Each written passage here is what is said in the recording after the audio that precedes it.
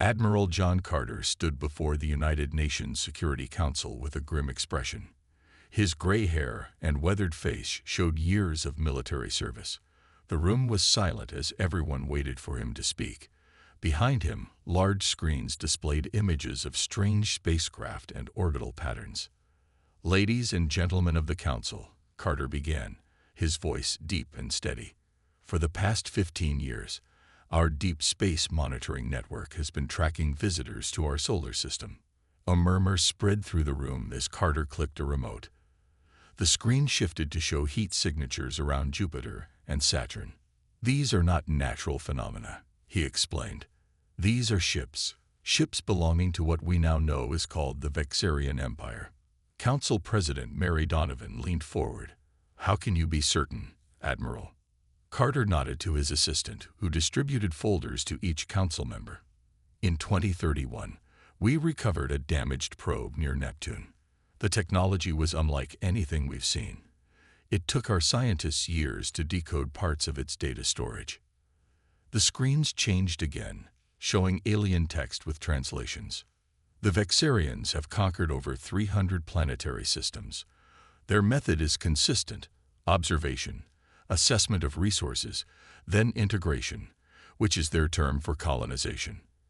"Are they hostile?" asked the French representative. "They don't need to be," Carter replied. "Their technological advantage is so significant that resistance typically collapses quickly. But here's what concerns us most." He showed another image, what appeared to be mining operations on a distant world. "This is from their records.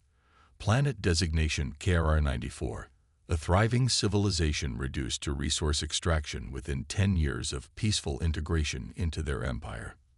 The room fell silent again as the implications sank in. "But they haven't approached us directly," said the Chinese representative. "Why?" "They're still studying us," Carter explained. "Based on their patterns with other worlds, they're assessing our resource value against the cost of integration. Right now, they're watching our development, waiting for the optimal moment." President Donovan removed her glasses. "What are you proposing, Admiral?" Carter straightened his shoulders. "We take an unprecedented step. We declare our entire solar system off-limits to the Vexarian Empire. We establish a defensive perimeter beyond Mars, and we make it clear: Earth is not available for integration." "With what authority?" asked the Russian representative. "We haven't even been officially contacted." "With the authority of a species that refuses to become another footnote in their expansion," Carter replied firmly. "The Vexarians follow patterns. They expect compliance once they reveal themselves. No species has ever rejected them before first contact." He paused, looking around the room. "We have an advantage in surprise. They don't expect us to know about them. They don't expect resistance before they've even arrived. This gives us time to prepare." "And if they ignore our declaration?" asked Donovan. "Then we demonstrate that humans are not as primitive as they believe," Carter said, bringing up images of defense installations throughout the solar system. "We've been preparing for 15 years. Our technology may not match theirs, but we can make any incursion costly enough to reconsider." The council deliberated for hours, fear mixed with determination, as they considered Earth's options. Finally, President Donovan called for a vote. "All in favor of declaring the solar system off-limits to the Vexarian Empire and any other external powers, pending formal diplomatic relations established on equal terms." One by one, hands raised around the table. "The vote is unanimous," she announced. "Earth stands together." Admiral Carter nodded solemnly. "History will remember this as the day humanity chose its own path among the stars." Vexarian Ambassador Zexol couldn't believe what he was reading. The message had been transmitted directly to the Imperial fleet hanging at the edge of the Sol system. His 7 eyes blinked rapidly, a sign of extreme agitation among his species. "This cannot be real," he hissed, his scaled skin shifting from blue to a deep purple. "Computer, verify transmission origin." "Transmission verified." The ship's AI responded. "Origin: Earth Governmental Authority, United Nations Security Council." Zexol turned to his subordinates who stood nervously on the command deck. These humans have barely achieved basic space travel. They've only reached their own moon and sent primitive rovers to Mars. Yet they dare to forbid the mighty Vexarian Empire from entering their system. His chief science officer, Kralvin, approached cautiously. The humans are unusual, Ambassador. Our studies show they develop military technology at an accelerated rate compared to other species. Their history is filled with constant warfare among themselves. All the more reason they should welcome our guidance, Zexol snapped. Prepare a response. Inform them we will be sending a diplomatic party to discuss their concerns. Meanwhile, on Mars Base Alpha, Lieutenant Susan Martinez received her final briefing. This is not a negotiation mission, General Frank Rodriguez emphasized. You deliver the formal declaration, confirm receipt, and return immediately. No discussion, no debate. Martinez nodded, her expression serious. Understood, sir. The sunbeam is small and fast, Rodriguez continued. If they try to capture you, the emergency protocols will activate. Remember, we're making a point here. Earth sets its own terms. 4 hours later, Martins piloted the sleek sunbeam vessel toward the massive Vexarian cruiser. Her heart raced, but her hands were steady on the controls. Humanity's first official contact with an alien civilization, and it was essentially telling them to stay away. Vexarian vessel, this is Earth diplomatic courier Sunbeam, she transmitted, requesting proximity clearance to deliver official correspondence from Earth governments. There was a pause before a response came. Earth vessel, this is Imperial Cruiser Dominant Will. Prepare for tractor beam guidance to our docking bay. Martinez smiled thinly. Negative, Dominant Will. Protocol requires I maintain independent control of my vessel. The document has already been transmitted to your systems. I am here merely to confirm delivery and receipt. Another pause, longer this time. Human vessel, came a different voice, more authoritative. This is Ambassador Zexol. Your primitive craft will submit to inspection as required by Imperial protocol. Prepare for boarding. Martinez took a deep breath. This was the moment Earth had prepared for. Ambassador Zexol, Earth recognizes no Imperial protocols. The formal declaration of Sol system autonomous status has been delivered to your systems. The boundaries established by Earth extend beyond the orbit of Mars. Your presence is acknowledged but not welcomed. You have 72 Earth hours to depart or formal diplomatic channels will be closed indefinitely. She could almost feel the shock rippling through the alien vessel. You dare. The ambassador began. This is not a negotiation. Martinez interrupted. I am now returning to Mars base. Earth awaits confirmation of your departure within the specified time frame. With that, she executed a perfect turn maneuver and accelerated away from the Imperial vessel. On the Dominant Will, Zexol was speechless with rage. Shall we capture their vessel? His security chief asked. It would be simple. No, Zexol finally said. Something is not right. No species has ever rejected contact before assessment. Scan the system again, thoroughly this time. As the scans began, alarm signals suddenly blared across the command deck. Ambassador, the sensor officer called.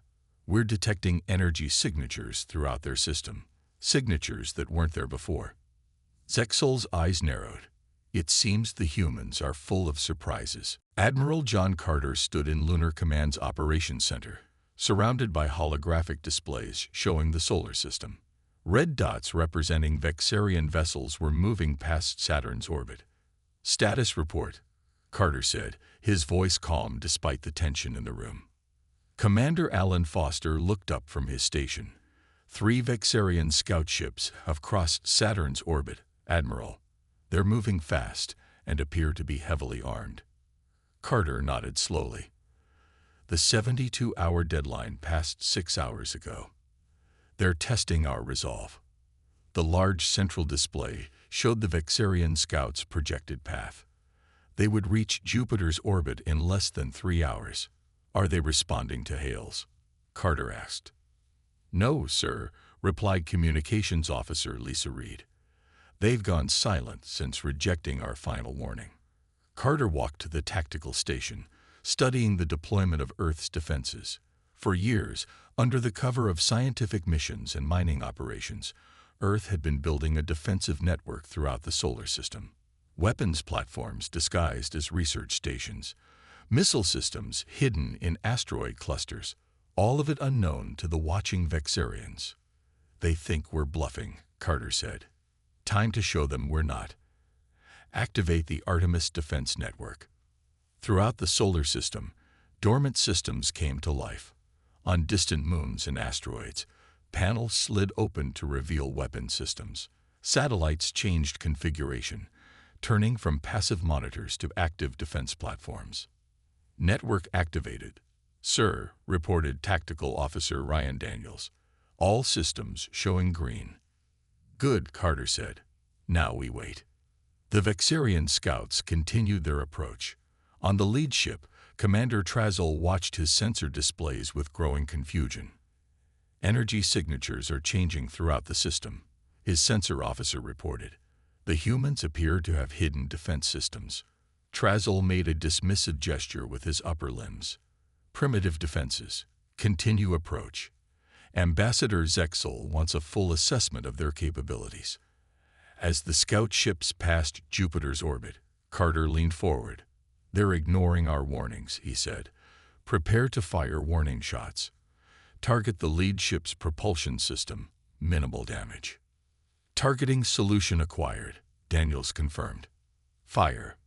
From a small moon orbiting Jupiter, a particle beam lanced out, striking the lead Vexarian scout with precision. The energy beam disrupted the ship's propulsion field, causing it to slow dramatically. Inside the scout ship, alarms blared as systems failed. Commander Trazol was thrown against a wall as the ship lurched. "Report," he shouted over the noise. "Propulsion system disabled," his engineer responded, panic in his voice. "The human weapon cut through our shields like they weren't even there." "Impossible," Trazol hissed.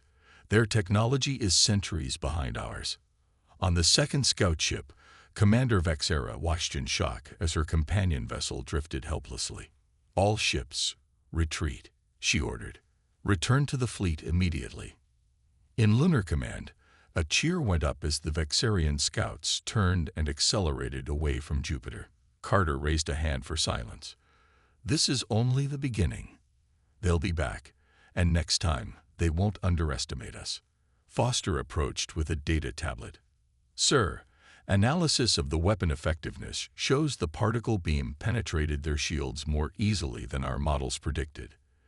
It seems their defensive technology has a vulnerability to our particular approach." Carter took the tablet, a slight smile forming. "So their technology isn't as superior as they believe. Good. Update all defense systems with this data." He turned to address the entire command staff. "Today, we showed them Earth's ban has teeth. But the real fight is just beginning. They'll return with more ships and better knowledge of our capabilities." The room fell silent as his words sank in. "But now they know something vital," Carter continued. "Earth isn't just another world for their empire to claim.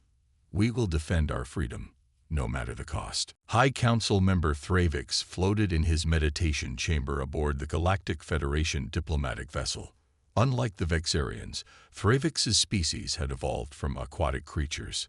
His translucent body glowed with gentle blue bioluminescence, and his 12 slender tendrils moved slowly in the nutrient-rich fluid.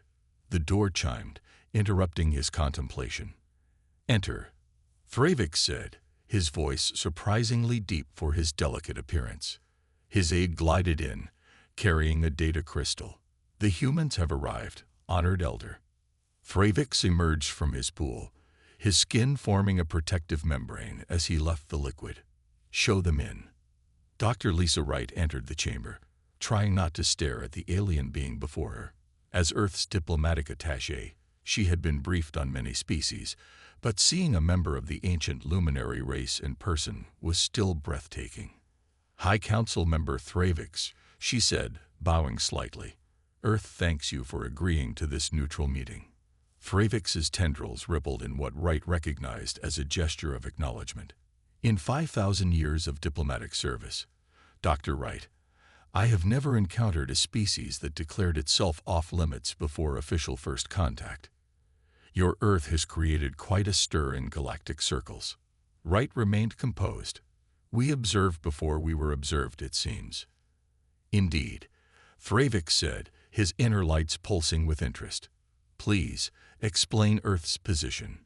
Wright activated a small projector, showing images of Earth. Earth values its independence and developmental path.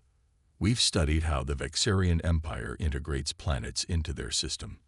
We find that future unacceptable.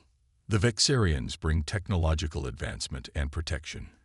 Fravix noted, his tone neutral. At what cost? Wright asked.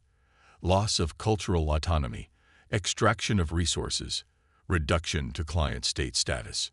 She paused. All civilizations deserve to develop according to their own values, not those imposed by a stronger power. Fravix's tendrils curled thoughtfully. You understand that your technology is still considered primitive by galactic standards. Wright smiled. Then why did Vexarian scouts retreat when confronted by our primitive defenses? We don't need to be the most advanced civilization to deserve autonomy. The subtle shift in Fravix's posture, a brightening of his inner lights, told Wright her point had registered. The Vexarians claim you stole technology, Fravix said. We developed our own. Wright replied firmly, perhaps differently than other species would have. Earth's history is filled with conflict, yes, but also with remarkable innovation under pressure. Fravix glided to a viewing port, looking out at the stars. The Vexarian Empire has expanded unchecked for centuries. Many in the Galactic Federation have concerns about their methods, but none have successfully resisted. Until now, Wright said quietly. Fravix turned, his glow intensifying. Until now, he agreed.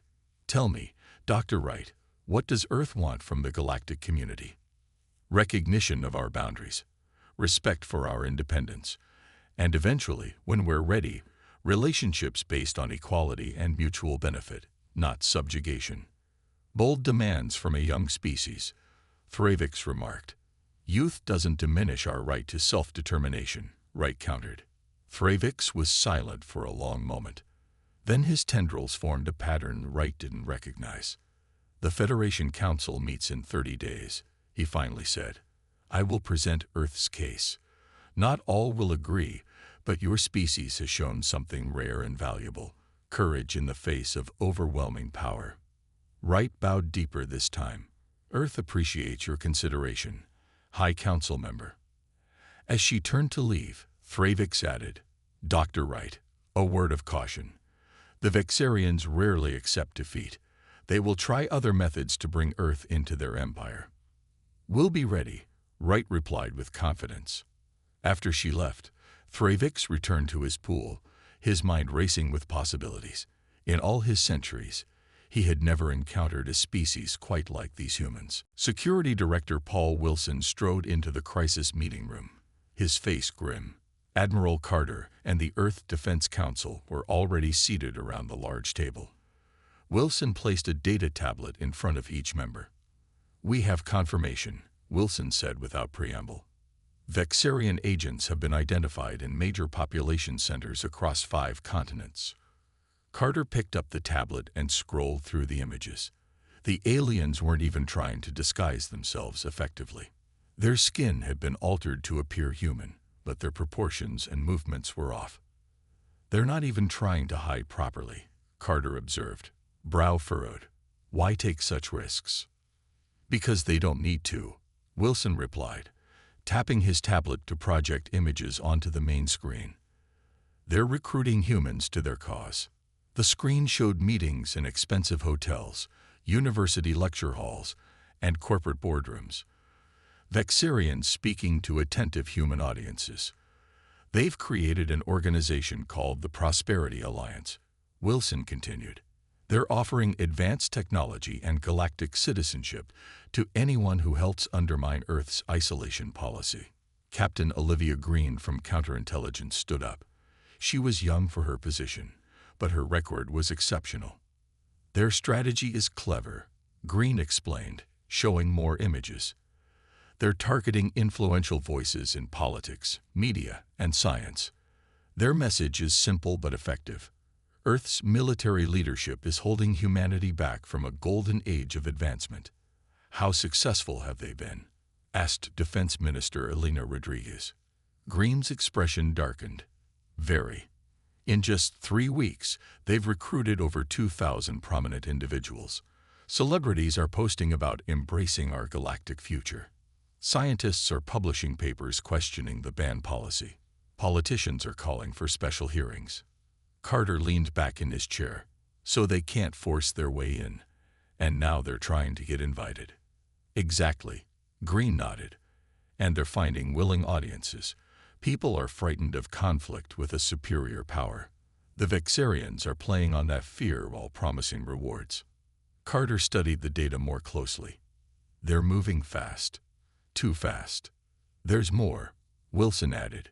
We've detected unusual brain activity patterns in humans who've had direct contact with Vexarian agents. We believe they may be using subtle psionic influence, not mind control exactly, but something that makes humans more receptive to their arguments. That's against Galactic Federation law, said Dr. Wright, who had joined the meeting remotely from her diplomatic mission. Laws they never expected us to know about, Carter replied.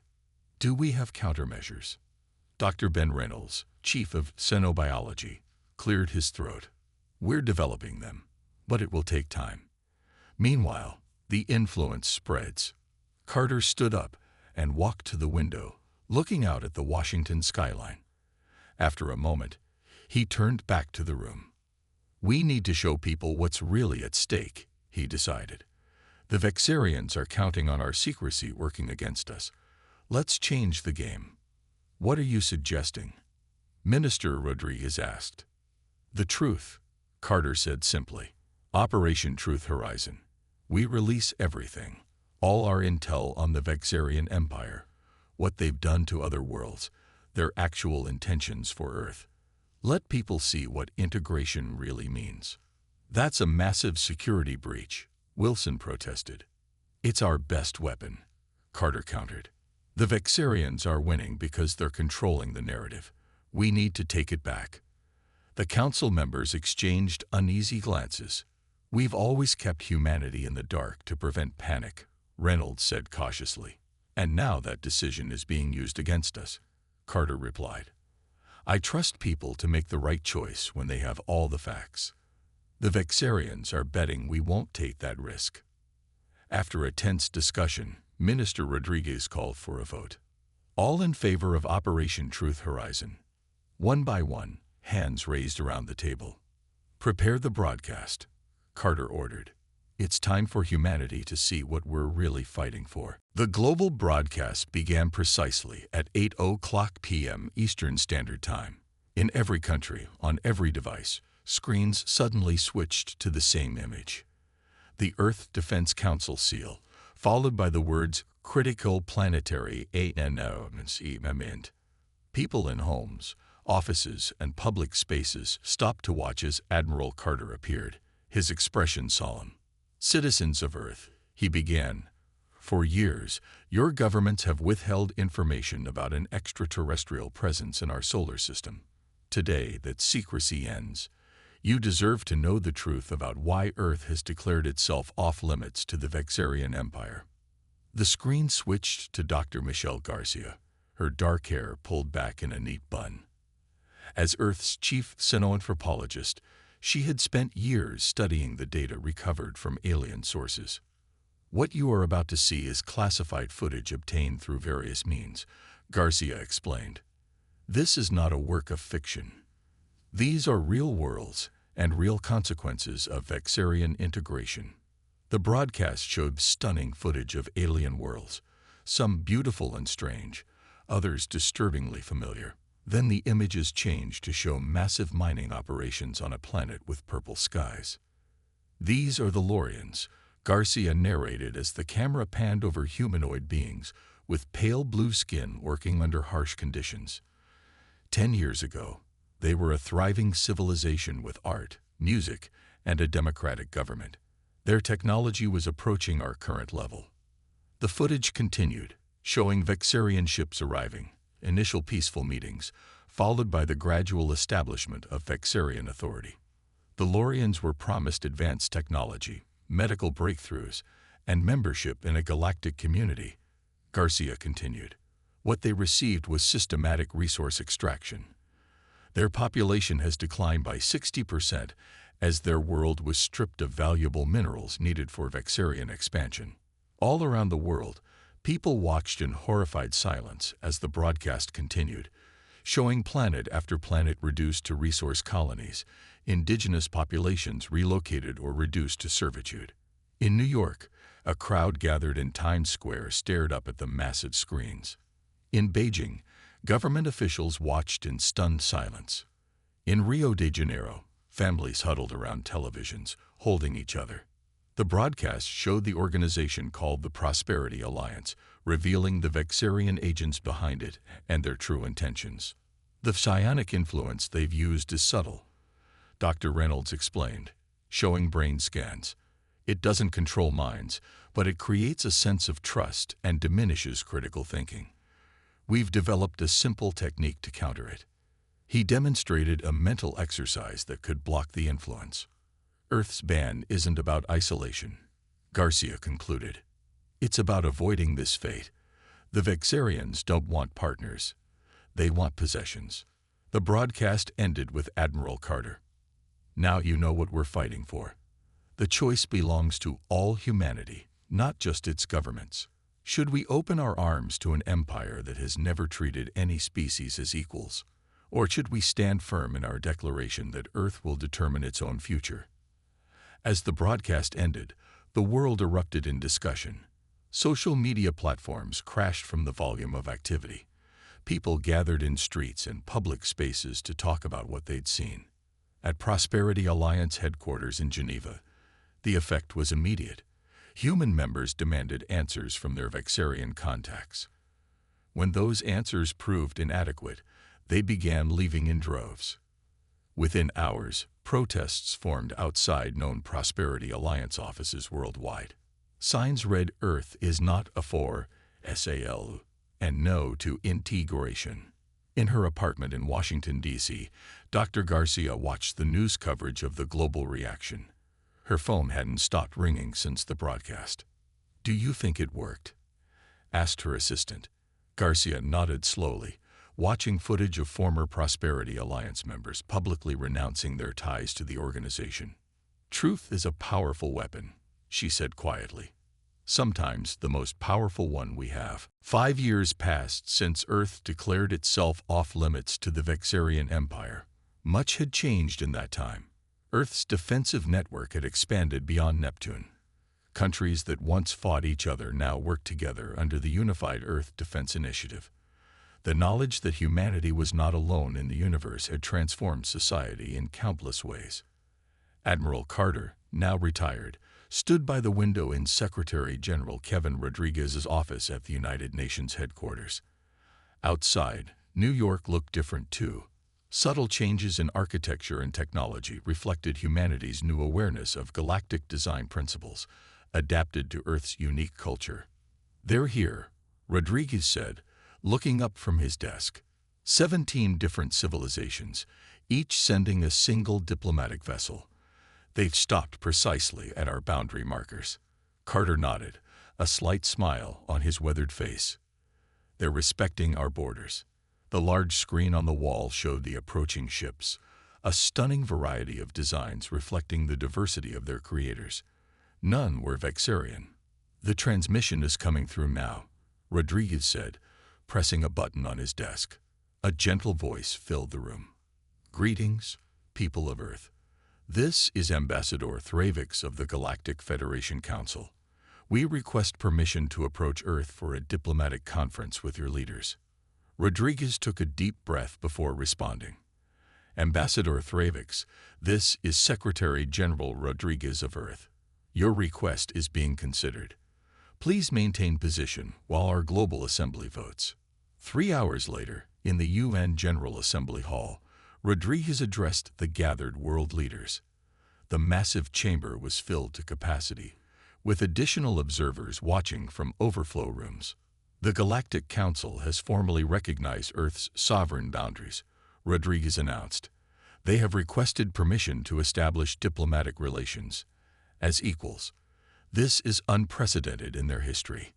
Carter, seated in the observer section, leaned toward his former colleague, General Rodriguez. They didn't think we could do it, Carter said quietly. No species has ever successfully maintained independence from the major powers. Rodriguez nodded. No one declares themselves off-limits to a galactic power. No one enforces their own boundaries without already belonging to the interstellar community. Earth did the impossible, Carter replied. We made them respect us before they could claim us. The Assembly voted overwhelmingly to permit the diplomatic mission, with strict protocols. Only 2 diplomatic vessels would be allowed past Mars at any time. No more than 20 representatives could visit Earth. All technology would be screened. As the details were finalized, Rodriguez looked out at the Assembly. This is just the beginning, he said. Earth remains independent. We will forge relationships with other worlds, but on our terms, as equals, not subjects. Later that day, Rodriguez transmitted Earth's response to the waiting delegation. Galactic Federation representatives, permission granted for diplomatic mission according to attached protocols. 2 vessels may proceed to Earth orbit. We welcome this opportunity for equal exchange between our civilizations. In his private chambers aboard the lead Federation vessel, Ambassador Thravix received Earth's message with satisfaction. His luminescent tendrils glowed brightly. They continue to surprise us, he said to his aide. 5 years ago, many thought the humans would fail, that internal divisions would allow the Vexarians to gain influence, or that their defenses would prove inadequate against determined efforts. The Vexarians are still angry, his aide noted. They lost prestige in the galactic community. Perhaps that was needed, Thravix replied. For too long, we've allowed them to expand unchecked. Now other younger worlds are asking for the same recognition Earth has achieved.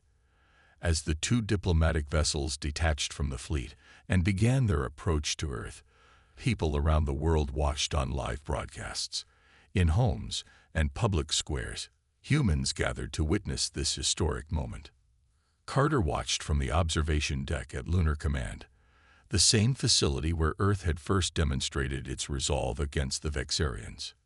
We did it, he whispered to himself as the alien ships moved slowly toward Earth. We changed the rules of the game. On the Federation vessels, the representatives prepared for first contact with this unusual world that had demanded respect before it was offered, and somehow won it. The message transmitted from Earth to the approaching ships was simple but profound. Welcome to Earth, visitors. We look forward to meeting you as equals.